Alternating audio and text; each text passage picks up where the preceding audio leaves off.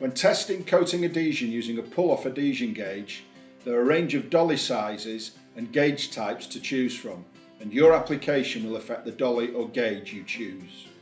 Whilst the 20mm diameter dolly is most commonly used to test coating adhesion on most substrates, there are different sized dollies for different applications. When the adhesive value of a coating is expected to be very high, use a smaller sized dolly, as the smaller the diameter, the higher the achievable tensile force, and vice versa. So 50mm dollies, for example, are designed for testing coatings on concrete, or if the adhesion is expected to be very low.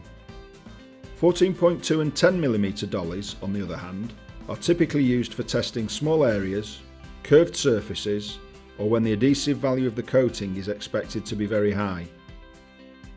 There are a number of pull-off adhesion gauge design types. These include mechanical gauges, such as the Elcometer 106, hydraulic push-off gauges, such as the Elcometer 108 and 508, and hydraulic pull-off gauges, such as the manual Elcometer 506 and the automatic Elcometer 510, which are available with various dolly skirts for the different dolly sizes or substrate thicknesses. International standards typically state that you cannot compare the pull values from different gauge models. By their very design, each model variant will give slightly different pull-off values depending on the failure mode of the coating.